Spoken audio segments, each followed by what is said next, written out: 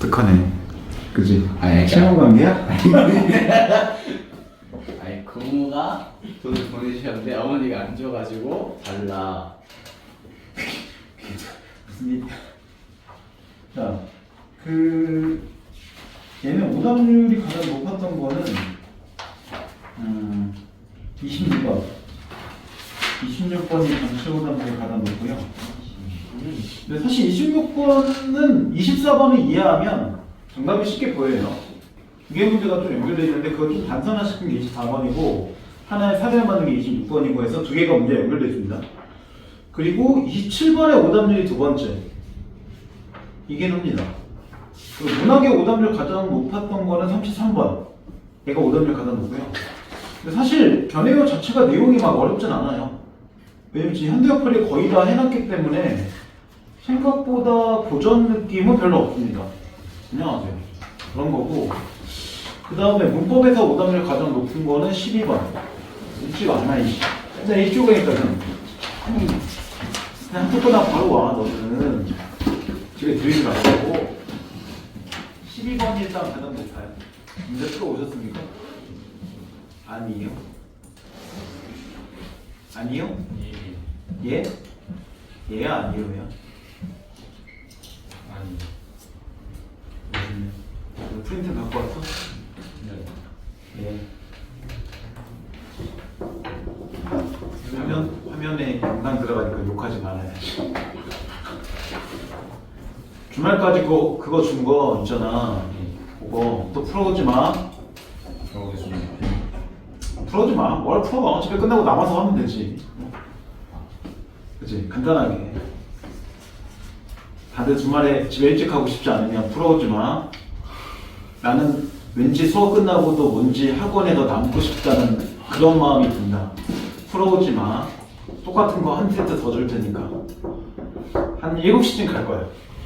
기분 참 좋겠지? 정신 못 차리니. 연우님, 됐어. 맨날 그런 식이니까. 자, 12번부터 볼게요, 일단. 문법은 12번 문제는 볼 거고, 12번하고 좀 중요하게 이번 시험에 좀 포함될 게 딱히 없긴 한데, 13하고 15번은 문제가 좀 연결되어 있기 때문에 이 두 개는 같이 볼게요. 왜냐면 이제 중요성 문제는 어쨌든 되게 중요한 문제였고 13번의 경문장하고 연결된 거는 계속 나와요, 문제가. 그래서 12, 13, 15 이렇게 세 문제는 보고 이거 세 개 제외하고 혹시 더 질문할 문제 있을까요? 문법에서? 자, 없으면 세 개만 볼게요. 자, 12번. 자, 보기를 바탕으로 단어 형상에 대해 이해하는 적절한 거는 4개, 그렇지 않은 거 하나 이렇게 돼 있죠. 단어의 실질적 의미를 나타내는 부분을 어근이라고 하고 일부 어근에부터 그 의미를 제한하며 어근과 달리 독립적으로 쓰이지 못하는 부분을 접사라고 얘기합니다. 단어의 구성 방식에 따라 하나의 어근이 이루어진 단일어와 어근과 어근이 결합한 합성어와 어근과 접사가 결합한 파생어로 구분할 수 있다. 이 설명대로 움직인다면 우리나라의 단어에는 크게 세 가지로 나눠진다는 거죠. 말 그대로 뭐로 이루어진 거? 이렇게 어근 하나를 이루어진 거. 이걸 뭐라고 한다? 단일어라고 얘기합니다. 그 다음 어근과 어근 자체가 이렇게 두 개가 결합된 거를 합성어라고 얘기합니다. 그리고 어근과 이렇게 접사가 결합된 거를 파생어라고 한다? 이런 말이죠. 물론 어근과 접사는 접사가 이렇게 앞에 오고 어근이 뒤에 올 수도 있죠. 그래서 혹시 기억나? 다 돌아가면서 예훈님 뒤에 오는 접사를 접사 중에 뭐라고 하죠? 세 글자로? 네? 접사 중에서 뒤에 오는 접사는 뭐라 그래? 뭐야? 범이 아니야. 왜 이래? 그리고 세 글자라고 했잖아. 왜 이래? 어미야? 뭔 소리야? 그래, 앞에 오는 접사를 뭐라 그래? 뒤에 오는 접사를 정리사라고 얘기하는 거고 앞에 오는 접사를 접두사라고 얘기하는 것 뿐이지. 그러니까 접두사하고 정미사는 위치 문제. 앞이냐 뒤냐. 근데 큰 틀 안에서 접사하는 건 같은 건데 여기 있는 설명들어 본다면 어근은 뭐가 있어? 의미가 있으니까 실질적 형태라고 얘기했죠. 근데 접사는 독립적으로 쓰이지 못한대. 그럼 얘는 무슨 형태 되겠어? 형식. 그렇지, 형식. 이렇게 되는 거죠. 그러니까 결국은 어근은 혼자 쓸 수도 있지만 접사는 혼자 쓸 수는 없다는 거죠. 반드시 이런 어근에 붙어 쓰는 거야. 그러면 이게 1번을 보면 새는 접수어근이 결합한 파생어이다 이렇게 해놨는데 생각해봐. 새는 새하고 이렇게 결합된 거잖아요. 이럴 때 해는 명사죠. 명사는 항상 의미가 있어 없어? 있어요. 그럼 어근이겠죠? 이 새는 뒤에 있는 해를 꾸미잖아요. 그러면 얘는 뭐냐면 관형사예요. 여기서 문제. 등현님, 관형사는 실질형 태도일까요? 아닐까요? 아니죠. 실질형 태도예요. 정답을 지금 저희가 확인하고 하는 거잖아요. 그리고 이게 잘못돼서 정답이 1번이면 얘는 파생어가 아니란 얘기잖아요. 그럼 얘 접사가 아니란 얘기죠. 어차피 지금 보면 3개밖에 얘기 안 했잖아요. 근데 2개가 결합됐다고 하면 어근 하나가 아닌 거니까 얘는 단일화가 될 수 없죠. 근데 1번 자체가 잘못됐다면 얘가 아니면 남는 게 얘밖에 없잖아요. 그죠? 1번에서 지금 파생어라 해서 얘가 틀린 거란 말이에요. 그러면 관형사는 실질적 의미가 있는 어근이죠. 그러면 어근과 어근 결합이니까 얘는 뭐가 되는 거야? 합성어인 거죠. 정답 1번. 그래서 꼭 기억할 거. 관형사하고 부사는 틀린 인간 적어놔. 넌 적어 무조건. 이 2개는 무조건 실질 형태소예요. 왜냐면 그리고 얘는 자립도 돼요. 원래 자립 형태소이기 때문에 기본적으로 실질이 되는 건데 보세요. 예를 들어서 새 집 이런 식으로 읽거나 아니면 빨리 난다 이런 식으로 되어 있으면 이렇게 띄어쓰기 하는 게 맞아요? 아니면 붙이는 게 맞아요? 딱 봐도 뛰는 거. 뛰는 게 맞죠? 그러면 각자 뜨는 게 맞다는 건 얘 혼자 이렇게 쓸 수 있다는 얘기잖아요. 위에 게 지금 관형사고 밑에가 부사죠. 그래서 관형사 부사는 이렇게 그냥 띄어서 혼자 쓸 수 있단 말이에요. 혼자 쓸 수 있다는 건 뭐가 가능하다는 거야? 자립해 쓸 수 있다는 얘기지. 자립할 수 있는 건 무조건 실질적 의미를 갖고 있으니까 정답 1번밖에 안 나오죠. 자, 2번 같은 경우는 반과 낫은 딱 봐도 이렇게 2개 결합된 거고 이것도 명사고 이것도 명사죠. 그럼 당연히 뭐가 돼요? 어근어근 결합이니까 합성어죠. 그 다음 3번 같은 경우 구경꾼은 딱 봐도 구경이란 말과 꾼이 결합된 거잖아요. 그러면 당연히 구경 자체는 명사니까 이것도 어근이고 꾼은 얘는 따로 의미가 다르니까 얘가 접선이에요. 그럼 당연히 이거 파생어죠. 그 다음 4번 같은 게 이슬비라고 되어 있는데 이슬이나 비나 이거 어차피 이거 똑같이 명사니까 똑같이 어근어근이라는 얘기잖아요. 그럼 당연히 이것도 합성어죠. 그 다음 5번 같은 경우 민들레는 민들과 레로 나눠지거나 아니 민들레 이렇게 나눠진 게 아니잖아요. 그럼 딱 봐도 민들레는 그냥 하나짜리죠. 왜냐면 형태소가 하나니까. 얘는 명사니까 당연히 어근이죠. 그럼 어근 하나 이루어진 거니까 단일어이죠. 이렇게 되는 거예요. 그럼 이거 구분하기 위해서 우리한테 필요한 건 뭐냐면 분사개념, 분사개념. 형태소하고 분사개념. 왜냐면 어근 자체의 형태는 실질 형태소 한다면 결국은 형태소 자체로 파악하는 거지 어근을 파악하는 게 아니잖아요. 말 그대로 얘가 실질적 의미를 갖고 있고 혼자 쓸 수 있으니까 어근이라고 보는 거잖아요. 결국은 연결되어 있는 거예요. 자, 그 다음 이제 13번을 보세요. 13번은 기억에 해당되는 예로 바르게 짝지은 것은 이렇게 나오고 보기에 나오죠. 제2는 봉사활동에 아무도 모르게 참여한다. 그리고 이제 아무도 모르게 일단 밑줄이 있어요. 자, 위 문장에서 아무도 모르게는 단어가 아니라 주어인 아무도와 서술어인 모르다로 이루어진 하나의 문장으로 될 수 있다. 이 문장은 재위는 봉사활동에 참여하라는 문장에 서술어 참여한다를 수식해서 어떻게나 의미를 더해주면서 수식하고 있다. 이런 역할을 하면서 안겨있는 문장을 부사절이라고 얘기한다. 근데 하나 보면 이렇게 되잖아요. 제2는 봉사활동에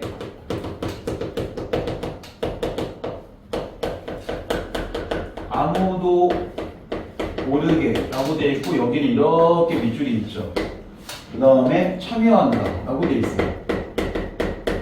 그러면 이게 원래는 문장이 2개짜리라는 얘기잖아요. 왜냐면 절이 들어가려면 이게 지금 부사절이라고 미리 알려준 거잖아요. 원래 절이라고 지금 몇 번 얘기하지만 하나의 주어와 서술어 자체로 쓰일 수 있는 형태. 그래서 저번에 얘기했죠. 주동이 아니라 주동형이라고 국어는. 그럼 동사형사 합쳐서 서술하라고 얘기하는 거니까 문장 자체가 좀 더 이건 두 개인 거예요. 어떻게 두 개? 죄인은 봉사활동에 참여한다. 아무도 모르다. 이렇게 된 거죠. 그리고 이 아무도 모르게는 뒤에 있는 뭘 꾸며준다? 서술어 꾸미는 거니까 그걸 부사절이라고 얘기하는 거죠. 부사절은 당연히 문장 성분이 뭐야? 부사 어죠. 부사는 당연히 뭘 꾸민다 여기 나온 것처럼 서술어 꾸민다. 그리고 항상 우리나라 말에 꾸미는 범위는 뒤로만 간다고 그랬죠. 뒤에서 앞으로 꾸미는 경우도 존재할 수 없단 말이에요. 그럼 5개가 지금 전부 다 뭘 보여주는 거야? 저를 물어본 거잖아요. 그러면 다시 돌아와서 예우님 1번, 2번 어쨌든 2번은 부사절이라는 얘기잖아. 네. 그죠? 이번에 제가 설명하고 나머지를 볼게요. 빙수는 이가 시려 차가웠다. 일단 문장이 두 개 된 거 맞죠? 빙수는 차가웠다. 이가 시리다. 이렇게 된 거죠. 그리고 이가 시리도록이 뒤에는 뭘 꾸며줘요? 차가웠다는 서술어 꾸민 거니까 위에 있는 아무도 모르게가 뒤에는 참여한다 꾸민 거랑 똑같죠? 그래서 얘가 정답일 수밖에 없어요. 얘도 부사절인 거니까. 근데 나머지 1번, 2번, 4번 1번, 3번, 4번, 5번 각자 어떻게 하는지 볼게요. 자, 예우님부터 일단 다 시켜볼까요? 1번, 3번, 4번, 5번 각자 절 얘기해봐. 무슨 절인지. 1번 1번 명사절 명사절. 다음 3번 서술어절 예? 네? 뭐라고요? 잠시만요. 예. 일단 틀리던 거 일단 뭐 4번 아니 갑자기요. 예, 4번 4번 명사절이요. 4번도 명사절? 네. 그 다음 5번 5번도 명사절. 5번도 조용히 해봐. 일단 시켜줄게 뭐. 저도 5번 명사절이 생각했어요. 어쨌든 제가 틀린 게 있습니다. 아 틀린 게 있어요? 당연하죠. 3번 관용사절. 자, 이렇게 해놓은 거에서 지금 맞는 건 이거 하나밖에 없어요. 하나밖에 없고요. 엉망진창이야. 그 다음 연우 붙여봐. 3번 뭘까요? 3번 관용사절. 관용사절. 아니 지금 여기만 맞았다는데 이걸 또 얘기하면 뭐해? 그거 또 틀릴 거 아니야. 지금 알려주고 얘기한 거야. 이거 말고 이거 다 틀렸다고 지금 얘기한 거잖아. 근데 여기다 또 이거예요라고 얘기하면 무슨 의미가 있어? 패스 너. 이건 모르겠는데 4번이랑 5번 관형사. 그렇죠. 4번, 5번은 관형사절이죠. 관형사절이죠. 왜냐면 얘네 둘이 4번만 볼게요. 한번. 4번을 볼 때 이렇게 나오잖아요. 승희는 마음이 따뜻한 사람을 좋아한다. 마음이 따뜻한 사람을 좋아한다. 이렇게 나왔죠. 그러면 이게 밑줄이 이렇게 있다는 것 자체가 이게 하나의 절이라는 얘기잖아요. 일단 문장이 두 개 나눠진 거 맞죠? 승희는 사람을 좋아한다. 마음이 따뜻하다. 이렇게 된 거죠. 그럼 이게 주어 서술 하나의 형태로 절이 된 게 맞아요. 근데 따뜻하다가 생각해 보세요. 이게 원래 기본에 따뜻한 되면서 얘를 꾸며줘? 아니면 얘를 꾸며줘? 사람을 꾸며 아니면 좋아한다를 꾸며? 사람을 꾸미잖아요. 그러면 얘 같은 경우에 아까 서술어 꾸미니까 부사로 그랬는데 생각해 보세요. 여기에 나왔죠. 명사 꾸미니까 우린 관형사를 얘기했죠. 그러면 사람도 명사잖아요. 명사 꾸미면 이거 관형사절이 돼야죠. 명사절이 될 이유가 없잖아요. 기본적으로. 그래서 얘는 관형사절 되는 게 맞아요. 그리고 명사절은 보통 또는 기 이렇게 끝나잖아요. 마지막이 명사 모양처럼 만들어줘서 따뜻하기 이렇게 끝내야지 명사절 되는 거죠. 그럼 5번도 똑같잖아요. 5번도 지금 어제 돌아오니 사실을 꾸미잖아요. 똑같이 명사 꾸미는 거죠. 그러니까 얘네들은 둘 다 관형사절이 되는 게 맞아요. 그리고 시험에서 관형사절로 나올 때도 있고 상황에 따라 아니면 관형절로 나올 때도 있는데 같은 말이에요. 결국은 상황에 따라서 이렇게 나올 때도 있고 이렇게 나올 때도 있고 그래요. 둘 다 같은 말이에요. 그런데 3번 이거 기말고사 범위예요. 1학기 응기는 말했다. 꼭 꿈을 이루겠다고. 그럼 이거 응기가 말한 거를 끌어온 거죠. 그럼 응기가 말한 걸 끌어왔으니까 얘는 이용절이죠. 근데 뒤에 뭐가 붙었어요? 고. 근데 이거는 간접이죠. 그러니까 큰 따옴표 없이 고를 붙이는 게 간접이잖아요. 그러니까 인용절 중에 굳이 따지자면 간접인데 어쨌든 절만 따져도 가능하다는 거죠. 응기는 말했다 하나, 꼭 꿈을 이루겠다 하나 이렇게 나오잖아요. 자, 그 다음 이제 15번 넘어가세요. 자, 보기에 기어부터 미음이 돼 탐구내용으로 적절하지 않은 것은 자, 경준이의 손이 크다. 그럼 밑에 있는 1번 보세요. 손이 크다는 의미가 신체의 손이 큰지, 쓴소리가 큰지 모호하기 때문에 명확하게 해석하기 어렵다. 자, 그러면 연호. 이렇게 의미가 두 가지 이상으로 해석되는 걸 뭐라고 하죠? 기억나요? 예. 예? 예. 왜? 이중모음. 이중모음이라고요? 아. 어이, 신박한데?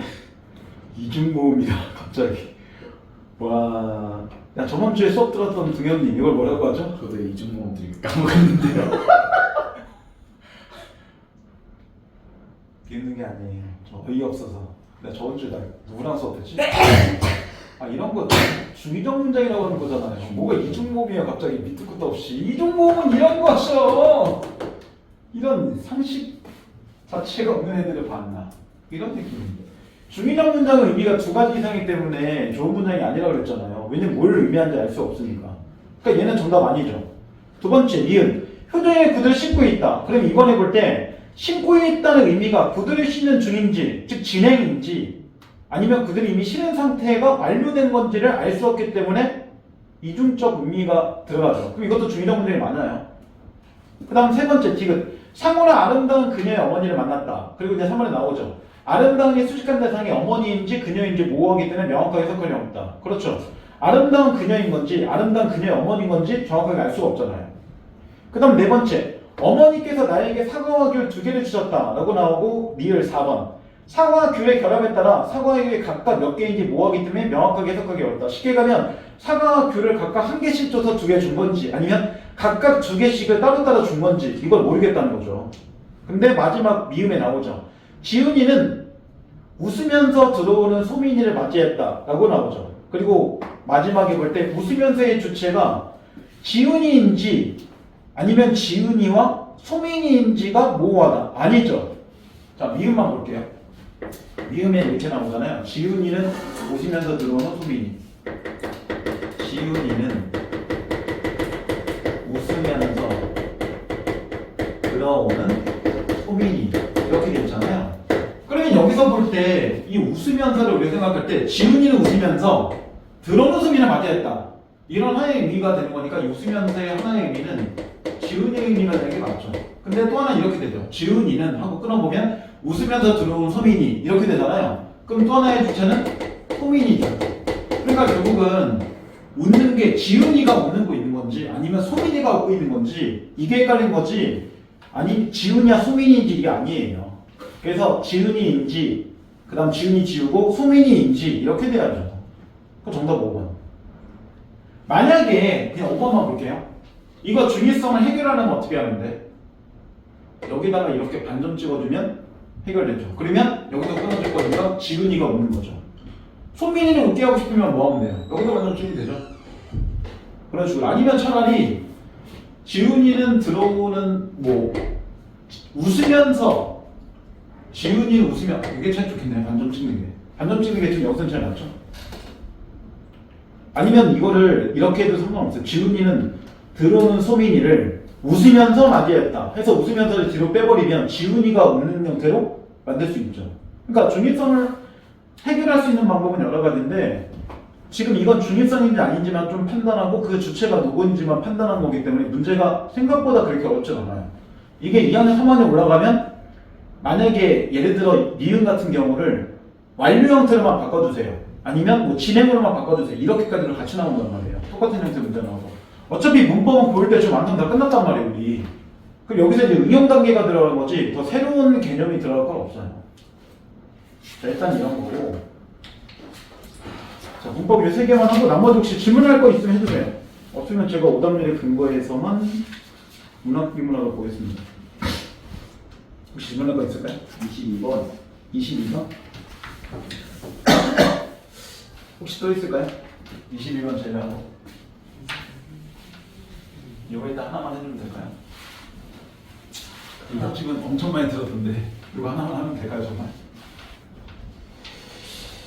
자, 따라 없으면 22번 보고 문학과나 보고 좀 그렇게 할게요.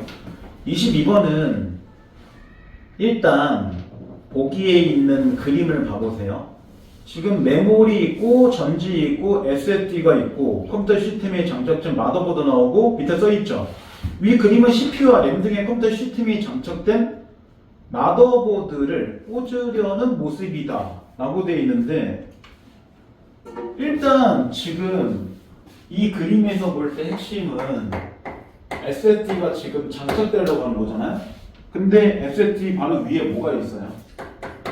전지가 있죠. 그럼 전지가 붙어 있는 SSD는 과연 무엇인가? 이거를 생각해 보면 돼요. 여기서 세 번째 문단부터 봐보세요. 그러면 이가 문제가 나와요. 자, HDD의 대안으로 제시된 게 SSD이다 라고 나오잖아요. 사실 지금 웬만한이 아니라 우리가 마트 가서 보고 있는 컴퓨터도 있잖아요. 노트북 같은 경우. 뭐 데스크탑은 요새 뭐 마트에 잘 안 팔긴 하니까. 그런 노트북 같은 경우에 전부 다 HDD가 달려있는 것들이 없어요. 거의 다 대부분이 SSD가 달려있죠. 자, 이 용도의 외관 설치 방법들은 SSD와 유사하지만 SSD는 HDD가 자기 디스크를 사용한 것과 달리 반도체를 이용해 데이터를 저장한다는 게 차이가 있다. 그리고 물리적으로 움직이는 부품이 없기 때문에 작동 소음이 작고 전력 소모가 적다. 이런 특성 때문에 휴대용 컴퓨터에 SSD를 사용하면 전지 유지 시간을 늘릴 수 있는 이점이 있다.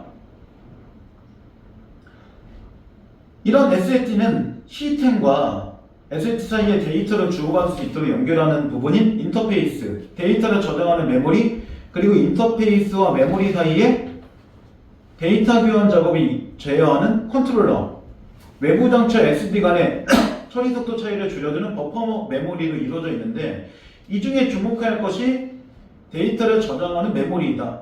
이 메모리를 무엇을 쓰는지에 따라서 램 기반과 플래시 메모리 기반으로 나눠질 수 있다. 지금 종류는 몇 가지예요? 두 가지예요. 아직은 이 두 개 중에 얘가 뭔지 모르죠. 자, 램 기반은 매우 빠른 속도를 발휘하는데 이것을 장착한 컴퓨터는 전원을 켠 후에 1, 2초 만에 윈도우 운영체제 부팅을 끝낼 수 있을 정도이다. 사실은 이게 제일 커요. HDD가 저장량은 훨씬 더 많거든요. 근데 속도가 되게 느려요. 그래서 부팅되는데 막 1분씩 걸리고 하니까 좀 답답한데 SSD는 일단 빠르단 말이에요. 대신 SSD 장점이 HDD보다 저장 용량은 조금 적어요. 자, 다만 램은 전원이 꺼지면 저장 데이터가 모두 사라지기 때문에 컴퓨터의 전원을 끈 상태에서도 SSD에 계속해서 전원을 공급해주는 전지가 반드시 필요하고 이런 단점 때문에 램 기반 SSD는 잘 쓰이지 않는다. 그럼 이렇게 전지를 갖다 붙여준 건 뭐라는 얘기야? 이 설명대로 움직인다면 램 기반 SSD란 얘기죠. 나왔죠? 이게 램 기반이에요. 전지를 갖다 붙였으니까요. 그리고 이거는 잘 뭐한다? 사용 자체를 안 한다고 나오죠. 자, 그래서 여기까지만 보고 이제 이번에 문제를 볼게요. 자, 1번. 보기의 SSD에는 컨트롤러 버퍼 메모리 장치가 존재한다. 아까 네 번째 문단에서 읽었죠?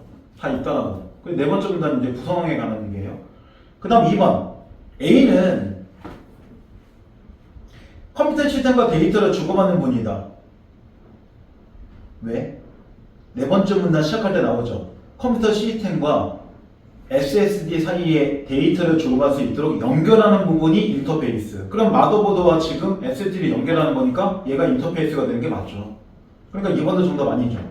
세 번째, 전지가 있는 걸로 보아. 맞아요. 근데 일반적으로 쓰이는 건 아니죠. 전지가 있는 거는 아까 다섯 번째 문단 마지막에 단점이 있기 때문에 많이 쓰이지 않는다고 했으니까 3번처럼 이게 일반적으로 쓰인다는 얘기는 말이 안 되잖아요. 나왔죠, 정답.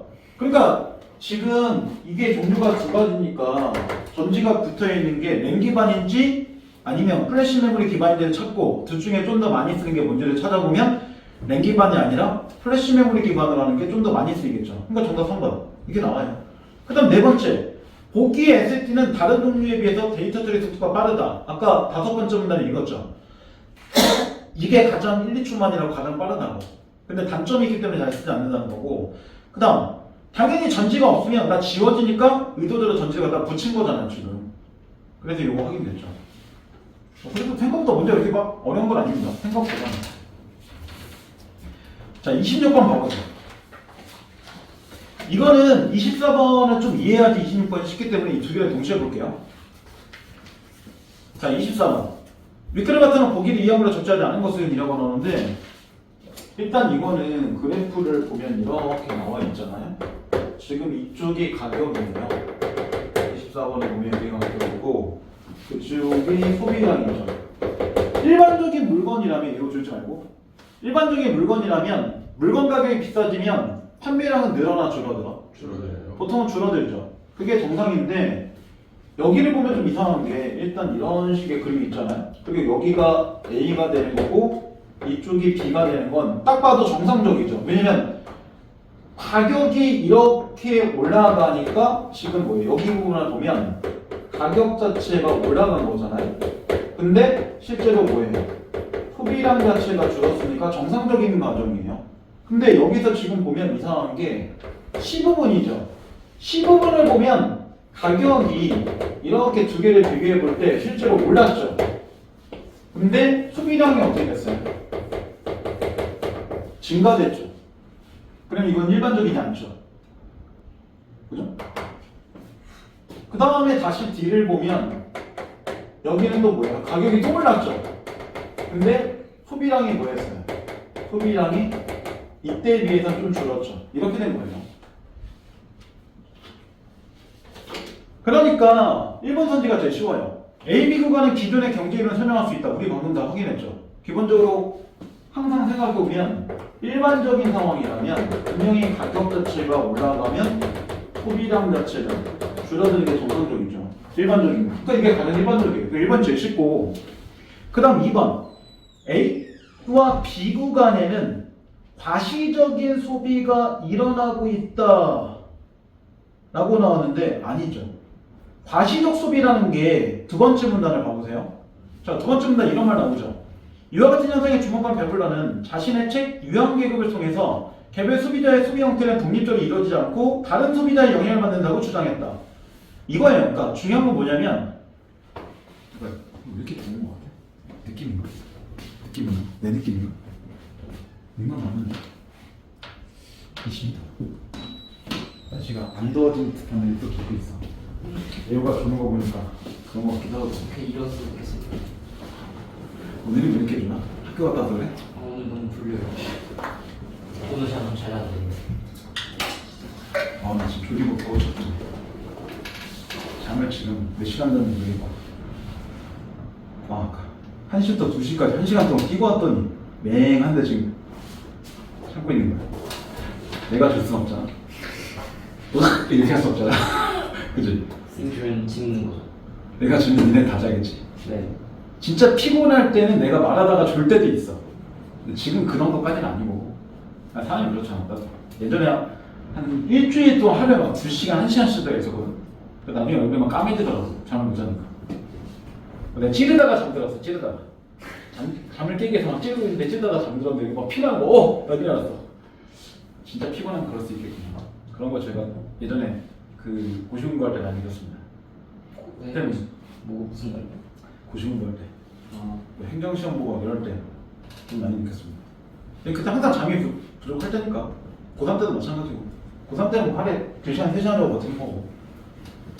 실제로 사람이 3시간 자면 죽어요. 그러니까 그게 자는 게 아니라 나머지 시간은 중간에 이제 점심시간에 빨리빨리 자거나 뭐 아니면 쉬는 시간에 좀 자거나 이러면서 이제 채우는 거죠. 좀 나쁜 얘기지만 포기한 과목 자고. 네. 이렇게. 포기한 과목 있잖아요. 상황에 따라서. 이제 그런 거는 이제 고3 때 자잘하게 과감하게 자는 거고. 지금 제가 저한테 3등급이 딱 하나 있거든요. 아니면 포기하지 않아도 선생님 무서우면 버티는데 선생님이 별거 없다. 느낌상 이 선생님한테는 자도 괜찮다라고 하면 가끔 졸기도 하고. 물론 대놓고 확 이렇게 자는 건 아니니까. 그건 예의의 문제가 아니라 아무리 예의도 문제지만 좀 문제가 있으니까 그냥 조는 거죠. 어쨌든 세 번째 줄에 중요한 게 뭐냐면 만약에 지구상에 아무도 없어. 아무도 없고 나 혼자만 있다고 생각해봐. 그럼 명품이라는 게 의미가 있을까? 아니요. 없죠. 왜? 보통 사람들이 명품 사는 이유는 뭐 때문이야? 누군가에게 과시하기 위한 거잖아. 두 번째 문단이 그 얘기잖아. 그래서 이제 봐봐. 그거 그대로 얘기할 거니까. 나는 보통 사람과 시민이 단단적으로 과시하는 부유층이나 이를 모방하는 계층이 과시적 소비를 한다고 말했다. 이런 과시적 소비가 일어나면 저렴한 상품 대신에 고가의 상품에 대한 수요가 증가해서 가격이 오르는데도 수요가 줄어들지 않고 오히려 증가 현상이 일어난다. 이런 과시적 소비로 인해서 가격이 올라도 수요가 늘어나는 거. 딱 어디야? 그러면 가격이 올라도 수요가 늘어나는 거. 15분이죠. 여기가 과시죠. 그러니까 정답 2번. 나오죠, 이렇게. 나왔죠? 그러니까 과적 소비는 B에서 C 구간이 일어나는 거예요. 얘는 정상적이라고 아까 확인했으면 정답이 2번일 수밖에 없잖아요. 1번, 2번이 연결되어 있으니까. 그 다음 3번 BC 구간에는 배불런제 자체가 일어난다 라고 했는데 배불런이라는 것 자체가 이 문단의 과적 소비를 다른 말로 배불런제라고 하죠. 그러니까 과적 소비나 또는 배불런이나 같은 말이에요 결국은. 그러니까 3번도 정답 아니에요. 그 다음 네 번째 BC 구간에 보이는 소비 형태는 대량 소비가 되면서 일어났다. 왜냐면 이런 과적 소비는 1문단에 있는 것처럼 유통혁명을 통해서 소비혁명이 이뤄진다 라고 했는데 그 유통혁명이라는 게 결국은 뭘 얘기한 거예요? 생산혁명 자체를 얘기하고 더 많이 생산할 수 있으면서 생기는 거잖아요. 그러니까 맞는 말이죠. 그 다음 마지막 B에서 D까지의 이야기가 라이벤스타인이 주목한 현상이다. 왜냐면 배불런에 관한 얘기를 하고 있는 것 자체나 세 번째 문제에서 밴드워크의 순효과를 얘기하는 사람이 누구니까? 라이벤스타인이니까요. 그러니까 라이벤스타인이 얘기하는 표예요 이거 자체가. 자 그리고 이제 26번을 가보세요. 자 위클점에서 분석한 내용을 적절하지 않은 거야. 창고형 할인점 명품질 할 때 어느 재벌가의 며느리 생각해봐. 가해는 처음부터 재벌가의 며느리죠. 그럼 재벌가의 며느리는 원래 돈이 많은 애야 아니면 돈이 없는 애야? 있는 애. 돈이 있는 애죠. 이런 사람은 굳이 이런 과적 소비를 할 필요가 있어? 안 하죠. 이런 사람은 과적 소비가 아니라 여기를 해요. 뭐냐면 누군가가 자기 물건을 따라 사. 그러면 얘네하고 나하고 차이가 없으니까 걔네가 사지 못한 더 비싼 걸로 갈아타는 거죠. 그죠? 이런 거예요. 예를 들면 뭐 이런 거 있잖아요. 요새 보면 생각보다 우리나라 자체를 보면 뭐 먹고 살기 힘들다는데 뭐 이건 잘 모르겠어요. 뭐 그런 얘기도 하고 경제도 어렵다는데 알고 보면 G80이나 벤츠나 BMW 너무 많이 나잖아요. 길거리에 보면 이해가 안 될 정도로. 그래서 이제 얼마 전에 지구공 자체가 GV90이라고 나온 자체가 이제 미국에서 일단은 먼저 전시해놨는데 아마 가격이 2억에서 3억 정도 할 것 같아요. 국내차긴 해요. 네. 최고가 3억 정도 할 거라고 얘기하는데 2억 3억 정도면 아무나 사기 힘들잖아요. 기본적으로. 걔네들은 이제 G80이 아니라 GV80이 아니라 GV90으로 이렇게 나타나게 생기겠죠. 쉽게 가면 BMW 3 시리즈가 여기 정도 되는 거예요. 아니면 벤츠 C클래스 정도에서 E클래스 정도가 이상이라면 여기는 뭐가 되는 거야? BMW 7 시리즈 정도. 아니면 뭐하고는 벤츠 S클래스 정도. 요 정도 되는 거죠. 아니면 아우디 A6 정도가 여기라면 여기는 아우디 A8 정도 이상. A8이 가격이 1억 5천대 이상 들어가거든요. 기본적으로. 프로천 때리면. 사실 근데 우리나라 지금 그랜저도 좀 그래요. 그랜저도 지금 하이브리드 모델 이번에 새로 나온 거 다 때려보니까 저도 견적 내봤거든요. 그냥 견적만 낸 거예요. 견적만. 돈 없어요. 6,300만 원 정도 나오더라고요. 그랜저도 입고서 옛날에 물론 사당차인데 요새는 지프리보드는 내려왔지만. 그래서 중요한 건 뭐냐면 얘는 처음부터 그냥 돈 많은 사람. 이거 꼭 기억하고 넘어가야 돼요. 자, 그 다음. 유명해진 이 가격의 판매 가격은 시중가보다 최대 30% 할인되었지만 가격이 수백만 원대에 이릅니다. 그러면 딱 과시하기 좋은 상품이죠. 정가 판매를 고사한 상품이 있지만 전 세계 최초로 할인점에서 판매해서 화제가 되고 있습니다. 매장 직원은 인기 상품이라며. 왜 인기 상품이야? 과시하기 딱 좋으니까. 인기 상품이라며 구매를 유도합니다. 이런 현상을 물고 일부 서민들에게 명품 가시욕을 부추긴다는 비판도 나오고 있습니다. 그러면 이 가방은 현재 뭐하고 연결됐어요? 얘하고 연결되는 거죠. 정확하게. 그럼 1번 이 며느리가 배불런 효과를 가지고 가방 구매 욕구가 상승하겠다. 아니죠. 이 사람은 이미 명품을 먼저 소유한 사람이잖아요. 왜냐면 먼저 들고 나와 유명해진 거잖아요. 만약에 이 며느리가 안 들고 나왔으면 사람들이 그거 사겠어? 안 살 거 아니야. 그러니까 이 사람은 먼저 산 거고 이 사람은 따라 산 사람들이 뭐가 되는 거야? 과시효과가 있는 거지. 그러니까 과시효과고 얘하고는 안 맞아요 이미. 그러니까 1번 이 사람은 어디에 있는 사람이야? 여기가 아니라 뒤로 갈아탄 사람이죠. 그러니까 정답 1번으로 나와요.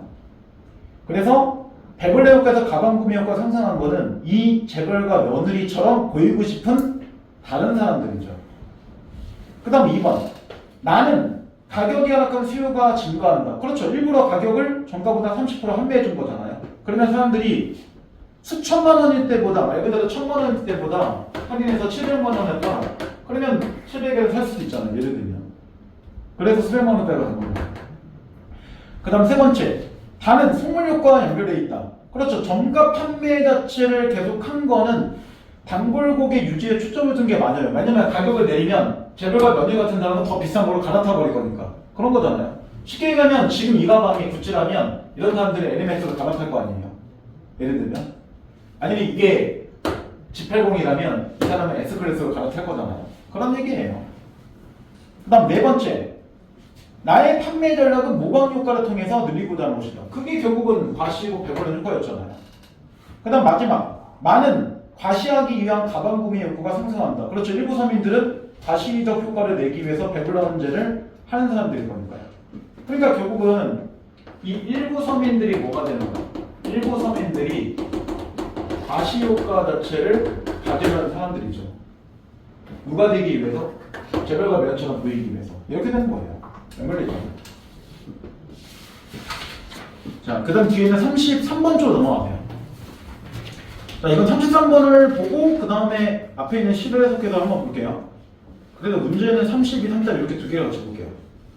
자, 33번에 보기 나오죠. 견해원은 윤선두가 유배 생활 동안의 지은 작품인데 옛사람들에게 유배는 세상과 격리로 외롭고 힘든 것이었다. 그렇죠. 유배 간다는 거는 결국은 내가 일종의 감옥 생활과 똑같은 거니까.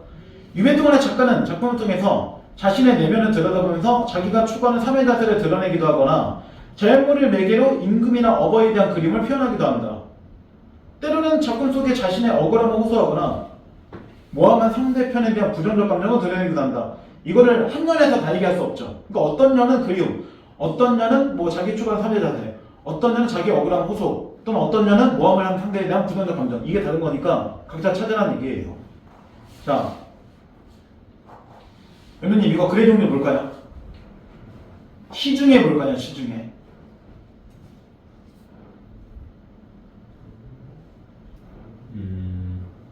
아직도 이거 그렇게 많이 했는데. 연우님 이거 글의 종류 뭘까요? 시. 중에 뭐냐고 물어봤잖아요. 현실이 나랑 혼나니까. 고전 씨라는 글의 종류는 없으니까 말할 필요가 없죠. 그죠? 고전 중에 뭐냐고 물어본 거예요. 딱 세 줄씩밖에 없잖아요, 한 년에. 이거 제로 된 거 그거예요. 시조. 시조. 연시조. 굳이 붙이자면. 그죠? 연만의 시조니까. 무조건 세 줄씩 한 년이면 시조예요. 맨날 얘기하잖아요. 초, 중, 종장. 시조.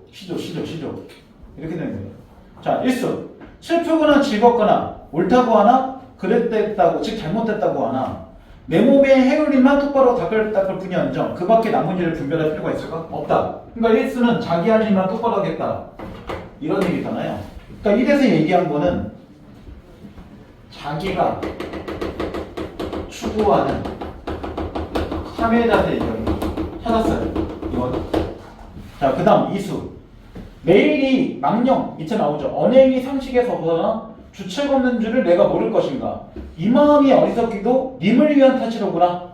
다른 사람이 아무리 나를 모함해도 님이 내가 잘못했는지를 생각해 주세요. 제가 좀 의역했죠. 그럼 이세에서 얘기하는 임은 누굴까? 임은? 보기대로 한다면? 그리운 거는 부모 아니면 왕이라고 그랬잖아. 그럼 둘 중에 누굴 것 같아? 왕이죠, 왕. 님을 위해서 내가 여기 이렇게 유배 왔어요. 이런 거잖아요. 그럼 유배 온 거는 결국은 뭔가 상수 올리다가 반대파에 탄핵받아서 온 거죠. 부모가 얘를 보내는 게 아니잖아요. 부모가 얘한테 너 유배 가! 네, 이거 아니잖아요. 그럼 범법자가 만약에 감옥 가는 거는 부모가 가라고 해서 가는 거야? 아니잖아요. 부모가 물론 판단은 가능하겠지만 그런 일이 거의 없고. 그러니까 이 임은 왕을 얘기하는 거죠. 결국은. 그러니까 여기에는 뭐 하고 있는 거야? 이 마음 어리석기도 님을 위해서 내가 이렇게 유배해 온 겁니다 라고 한 거니까 여기는 억울함에다가 호소죠. 이걸 호소하는 거죠. 다른 사람이 뭐라고 모함해도 님이 진짜 내가 유배해 오는 게 맞는지를 판단해서 이런 거니까 억울하다는 얘기예요. 그 다음 산수. 추성은 밑에 나오죠. 함경부터 경원이라고 자기가 유배되었다. 진으로 밖에 우러대고 있는 신의 문화 무엇하라고 너는 밤낮 흐르고 있는가. 님을 향한 내 뜻도 그칠 줄 모르고 흐른다. 그럼 산수는 충리지충.